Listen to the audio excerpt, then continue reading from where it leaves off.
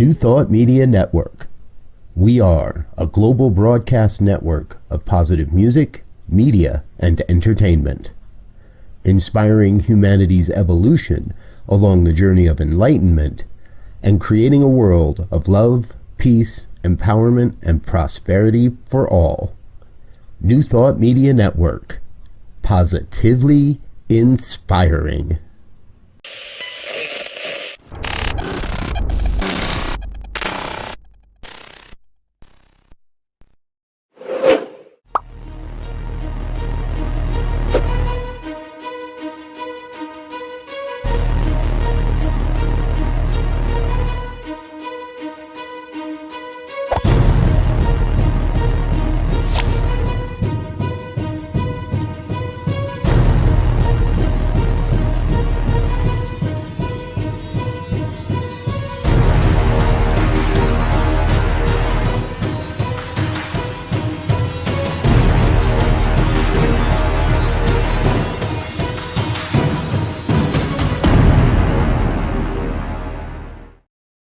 And hello again, dear ones. Robert with you here on a Friday night. It's 5 o'clock on the Mountain Time Zone, and that means it is time for the good news. That weekly opportunity to take a look at some of the stories that I find inspiring and reminding me that we all are living together and we are all creating a world that works better for all. Good evening, Shay. Good to see you, dear one. Thanks for being with us. Glad you're here. All right, let's kick this off tonight. First up, hey, I've totally spaced whether or not I created, there it is. That's what we need. Always forgetting something around here. All right, here it is. NASA may just have cracked the code for replacing lithium in batteries. This is big news. Now, this is what happens is currently lithium-ion batteries are the industry standard for electric vehicles. However, they contain liquids and make them vulnerable to overheating, fire, and loss of charge over time. I know that same is, I'm very careful with my lithium-ion battery packs, and other lithium-ion batteries you definitely should be as well. Well, NASA's SABRES stands for Solid State Architectural Batteries for Enhanced and Rechargeability and Safety. SABRES. Their SABRES project is developing experimental solid-state battery packs that do not suffer from those drawbacks. They receive funding from NASA's Convergent Aeronautics Solutions project. Now, during the past couple of years, SABRES solid-state batteries have been honed to produce a discharge rate much higher than any other example on the market by a factor of 10, and then again by a factor of 5 as well. Inside the battery, sulfur and selenium cells stacked directly on top of one another without casings allows for even greater weight savings. Along with the cells themselves, multiple batteries can be stacked without any separation between them. Oh my gosh, this could be a game changer for all types of electric vehicles. So far, the SABRES team has been able to power objects at 500 watt-hours per kilogram, double that of an electric car. Good news happening in the world of renewables. All right, we're going to get this set up properly here today somehow. There we go. That's how it works. Folks, we get a lot of our stories from all over the net, and if you have a good news story that you know of that you'd like us to cover, please send us that story. Hit an email, send it to goodnews@ntmedia.org. We would love to hear the good news that's happening in your world as well. All right, next up, in something that's really rare these days, U.S. and China are collaborating. And what they're doing is creating the cheapest and the fastest way to purify seawater that science has yet to discover. The prototype of a passive solar-powered desalinization tool, which is what you're looking at there, can produce 4 to 6 liters of clean water per hour. And the designers believe a scaled-up version could sustain a coastal household in sunny climates year-round. This is big news. And I don't want to go into the science of it because I can't pronounce half of the words that they are using here. But basically what's happening is seawater is circulating in swirling eddies, and when coupled with sunlight enables the water to evaporate. The salt is left circulating while the water vapor is collected at potable rates of purity. Researchers Lin and Zhang said, quote, "For the first time, it is possible for water produced by sunlight to be even cheaper than tap water." Zhang is a research scientist at MIT's Device Research Laboratory. He continued, "This opens up the possibility for solar desalination to address real-world problems and at large scale." Woohoo! Gotta love it, folks. Science and technology taking us to new places. And this next story is all about that as well. I just love how some of these things come together. However, I'm going to be straight up with you. I'm not in love with coffee. If you talk to my wife, you'll know I've never enjoyed coffee. However, it seems like engineers in Australia have found a way to make concrete stronger utilizing the coffee grounds. That's correct. University team developed a technique that makes concrete 30% stronger by adding waste coffee grounds after it's turned into a biochar using their low energy process. We've talked about biochar in this program before. Globally, 11 million tons of spent coffee is generated annually. Oh my gosh. Disposing of organic waste poses an environmental challenge because it emits large amounts of greenhouse gases, like carbon dioxide and methane, and it's 21 times worse than CO2 for the climate. Now, as far as the concrete, it's being used in concrete itself that's used in projects around the world requires 50 billion tons of natural sand mined every year. Coffee biochar can replace a portion of that sand, which is a finite resource. The ongoing extraction of natural sand around the world, typically taken from riverbeds and banks to meet the rapidly growing demands of the construction industry, has a big impact on the environment. All of this, according to Professor G. Lee. The inspiration for our work was to find an innovative way of using the large amounts of coffee waste in construction projects rather than sending it to landfills. Right on. Again, not a real big fan of coffee, but hey, it's good news when we don't have to use the coffee, or we can find other uses than putting it in the landfills. Next up, another story that we've reported on in previously, the Arctic island of Svalbard.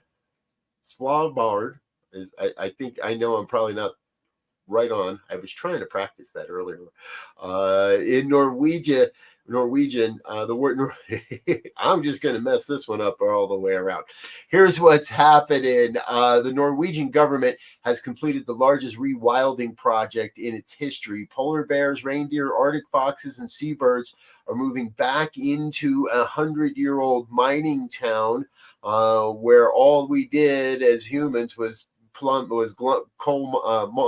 for coal for over 100 years. The community was nestled in a remote fjord, which before its closure had its own power station, wharf, water supply, and everything else that was necessary to maintain the community of over 300 workers.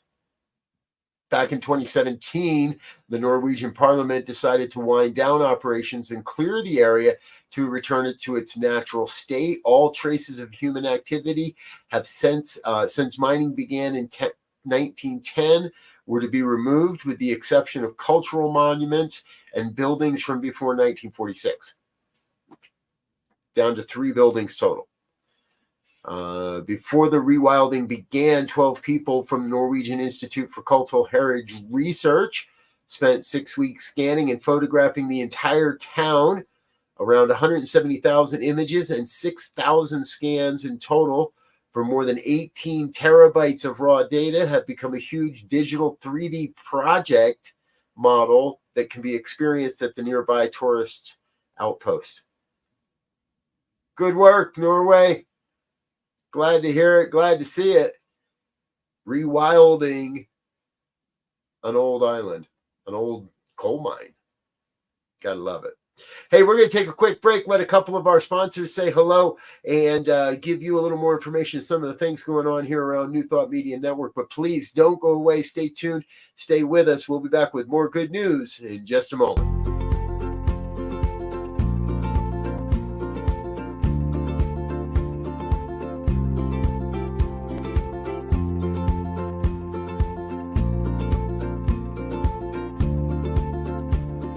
Blessings, everybody. My name is Jafon Seeley. Could you imagine what is actually possible when we start honoring and recognizing our inherent worth, realizing that we are that which is assisting and co-creating our experience? And with that understanding, start recognizing that every human, every individual, everything that we interact with reflects that same inherent worth. It's not about an adventure, it's about the atmosphere of the consciousness of adventure, the lifestyle of adventure. How many people would say that their lifestyle is adventurous?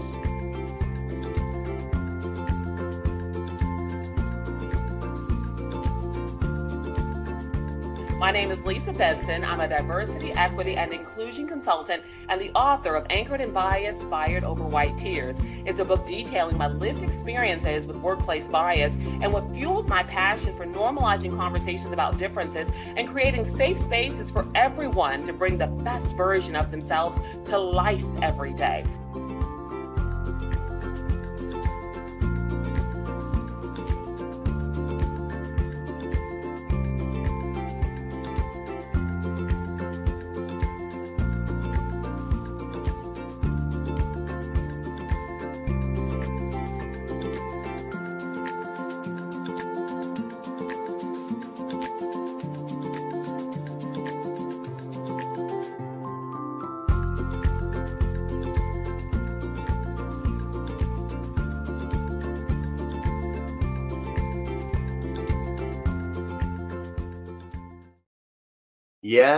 Yes, folks. Going to be a fun and wild week at Unity Village with the affiliated New Thought Network. Online and in-person tickets are still available. Please feel free, head over to the website, antn.org. Check out what's going on. We'll be broadcasting from Unity Village on location most of next week. Many of our show hosts will be there, so stay tuned for that throughout the week. All right, back into the good news. Let me introduce you to Guy Singh Watson. Guy owns an organic fruit and veggie box company called Riverford. Well, he did until recently when he sold his 23% stake of the company back to the employees of the company. Now, back in 2018, he had sold a majority of the company to staff. However, rather than having the staff buy the stakes in the company themselves, the online retailer took a loan out to pay out Guy. A trust has been set up on behalf of the 900 staff who work for Riverford, and no matter what level the employees work at in the business, every employee receives an equal share of the profits and has a say in the running of the business. Thank you, Guy, for doing the good work, giving your employees the benefit of your vision. You know, employee businesses are unusual. And there is a theme emerging where more and more owners are finding a way to give their companies back to the employees that make it all happen. Love these stories. Hey, next up, we reported not long ago, earlier in the month actually, of African parks, and they announced the purchase of the world's largest population of privately owned white rhinos. The nonprofit conservation organization plans to rewild the rhinos to safe and well-managed protected areas. And right on the heels of that, new estimates are out from the end of 2020, measurements from the end of 2020, that according to the latest, those estimates are approximately 23,290 rhinos across the African continent. And that makes us 5.2% increase compared to 2021. A combination of protection and biological management initiatives have resulted in an overall tally of over 6,400 black rhinos in Africa. That's up 4.2% from 2021. White rhinos now number around 16,800 animals compared to 15,009 at the end of 2021, and an increase of 5.6%. This is the first increase in the white rhino numbers since 2012. Dr. Michael Knight, chair of the IUCN African Rhino Specialist Group, was quoted as saying, "With this good news, we can take a sigh of relief for the first time in a decade. However, it is imperative to further consolidate and build upon this positive development and not drop our guard." Yes, exactly. Folks, if we're creating a world that works for all, and I believe that's a big part of what we're all doing here, perhaps the most important thing we're all doing here. If we're going to create a world that works for all, that means we create a world that works for the rhinos as well. Good to see we're doing that. Here's a story that I just couldn't resist. For more than 60 years, stained glass windows honoring Confederate generals Robert E. Lee and Stonewall Jackson hung at Washington's National Cathedral. In 2015, the cathedral decided to take them down. Now, 6 years later, after the panels were removed in 2017, the Washington, D.C. church has unveiled their replacement, 4 colorful windows depicting the struggle for racial justice. Titled "Now and Forever," the panels show Black Americans holding protest signs bearing the words "fairness" and "no foul play." Most of the figures are on foot, and one of them is in a wheelchair. Thank you to the National Cathedral. Kudos for doing that good work. Again, folks, if we're going to create a world that works for all, we're going to have to recognize some of our failings from the past. Hey, we're going to take another quick commercial break and say hello to a couple friends, but we're going to be right back. We've got our human interest stories coming up, including at the end of tonight's broadcast, our hero of the week. Stay tuned. We'll be right back. I was made in the image. I was made in the image of love. I was made in the image. I was made in the image of love. Here and now I can see I was made beautifully. I was made in the image. I was made in the image of love. Wish we'd all stop acting like we're strangers if we could see underneath. We are one family, and it don't matter where you come from. Every heart beats to the rhythm of one love, one love, one love. Every heart beats to the rhythm of one love. Every heart beats to the rhythm of one. What if we could rise? Please help us say thank you to our organizational sponsors, including the Hepperlin Foundation, Affiliated New Thought Network, International New Thought Alliance, Science of Mind Archives and Library Foundation, Center for Spiritual Living Denver, Center for Spiritual Living Midtown, New Thought Philadelphia, Planned Happiness Institute, Summit Center for Spiritual Living, One Heart Retreats, Center for Spiritual Living on the Lake, Unity Spiritual Center, Kitchener, Om Center for Spiritual Living, La Mesa, Satya Center, Center for Spiritual Living, North Jersey, Unity of Savannah, and Center for Spiritual Living, Seattle, as well as all of our individual donors. Thank you for making New Thought Media Network a place to be. Please come be you. And remember, like, share, and subscribe. New Thought Media Network, positively inspiring. Yes, yes, yes. Thank you, thank you, thank you, dear ones, for all of your financial support of New Thought Media Network.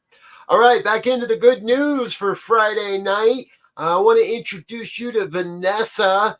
And now, Vanessa's been living at the Villalobos Rescue Center for pretty much her entire life. We've reported on Villalobos before. Back in 2012, her original owner brought her in to the rescue center in the back of a moving truck and didn't want to take her on his move. Rescue center employees said plain and simple they did not want her anymore. Her little life had just barely started and already she was unwanted and minutes away from dying in the back of a sweltering hot box of a truck.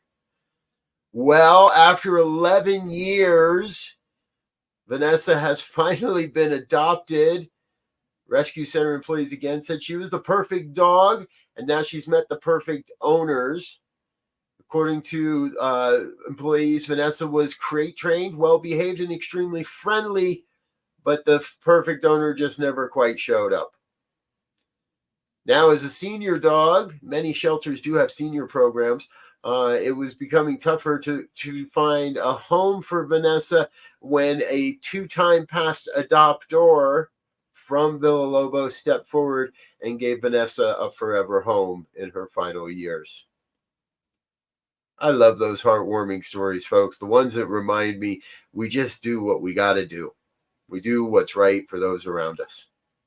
And sometimes, we do call the canine man's best friend, human's best friend. Well, this time, puppy dogs were a little 2-year-old's best friend. A missing toddler was found sleeping in the woods with a dog as a pillow after walking about 3 miles barefoot. This was after a frantic 4-hour search and rescue. Little Thea Chase was playing barefoot in her yard in rural Faithorn, Michigan. Her uncle explained to her she needed to go inside and put some shoes on. And a little while later, her mother, Brooke, said she had the instinct to go and check on her and the 2 dogs. They have Rottweilers named Buddy and an English Springer named Hartley. Soon became very clear that Thea was no longer in the yard. Brooke and Thea's uncle began to shout for her and search. They searched the woods near at hand to the house for about a quarter of an hour before calling the police. When we get a call like that, Michigan State Police Officer Mark Guzanuzzi said everything else stops. In the rural area, the police call put out for drones, canines. The search continued. Finally, around midnight, a family friend found the little girl, still without shoes, sleeping on top of one of the dogs. When they tried to wake her, she was quoted as saying from a little bit of a fog, to leave her alone, she was a sleeping princess. Cute little girl, alive and safe, protected by those big old dogs. Human's best friend. Gotta love it, folks. Gotta love it. Hey, here's another great story. Now, we reported on something similar last week in Germany. A group of people lifted a bus. Well, it's happened again, this time in Georgia. A group of men made a life-saving rescue possible after a driver was trapped underneath his car. The collision launched a 19-year-old motorist through the sunroof as the car flipped over on its head, pinning him underneath without space to expand his chest. Moments before, Georgia Police Sergeant Michael Peterson switched on the lights and sirens after seeing a car pass by at high speeds. But after catching up, he found that it had overturned, with 3 young men clambering out of the passenger doors. With every moment counting, police body cam footage captures Peterson speaking with the trapped driver, confirming his life was in the balance and ordering the teens, some motorists and other officers who stopped to help to hoist up the nearly 2-ton vehicle while another pulled the victim free. The Lawrenceville Police Department confirms that the teen driver had suffered several injuries but was recovering in a medical facility. It was the department's opinion that without rapid action by Peterson and the Good Samaritans, the young man may have died. Thank you, people, for doing the right thing. When you see something, do something. When you see something, do something. Hey, this all leads us to our, what I like to call, big story of the week. Here is our hero.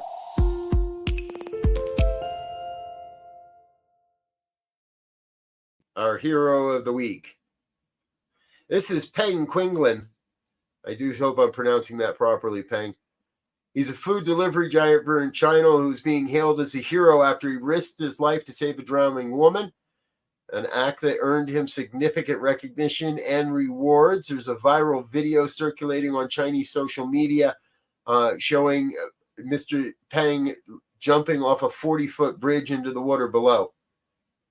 He then swiftly swam towards a distressed woman struggling in the river, reaching out to grasp her arm and guiding her towards what appeared to be a mounted ladder. In a video interview with Chinese TV, a police officer confirmed that the woman survived the harrowing incident and was currently under observation in the hospital. Peng, who worked for a Chinese food delivery giant, shared that he was in the midst of delivering an order on his e-bike while crossing the bridge when he was alerted to a woman's predicament by bystanders. He recounted his experience, saying, "I was definitely frightened because the bridge looked so high, but I didn't think too much of it as I just wanted to save her." Remarkably, when Peng returned to dry land, his first words were reportedly, "My delivery is going to be late." In recognition of his extraordinary bravery, the police awarded Peng the first-class public service honor medal and a cash prize of 30,000 yen. His company also showed an appreciation by granting him 50,000 yen. All told, that's just a little under $11,000 American. And his company offered him an opportunity to pursue a higher education tuition free. Despite it all, Mr. Peng remained modest, stating, "I'm just a delivery guy like many others. If I meet someone in danger, I'll definitely lend a helping hand." Well, thank you, Mr. Peng, for being our hero of the week. I tell you, folks, it takes a special person to leap 40 feet off a bridge into the water, all to save someone else. And I think Mr. Peng exemplifies the human spirit. We're all in this together. We're all making this work together. Again, I want to thank everybody for being a part of New Thought Media Network. Whether you're watching now or at another time, we appreciate you being with us. We'll be back tomorrow morning. Well, we still got a little bit of programming here tonight. I do apologize, Brother Michael. Stay tuned at 6 o'clock for the fireside chat with Reverend Michael Mangus. And, of course, our evening prayers at 8:15 tonight. Tomorrow, we'll be back with the Science of Mind. Saturday morning Science of Mind and Spirit conversation series happens every Saturday morning at 9 o'clock. You can join our cast of revolving hosts as we talk about Ernest Holmes and the Science of Mind. I invite you to join us tomorrow morning. Always a great time here on the New Thought Media Network. All right, I'm Dr. Robert. I'm going to get out of here, let you get into what's next for your Friday night, but I really do hope you'll come back and join us for Reverend Michael and the fireside chat. One way or the other, until next time, I want to wish you peace and richest blessings. Bye now.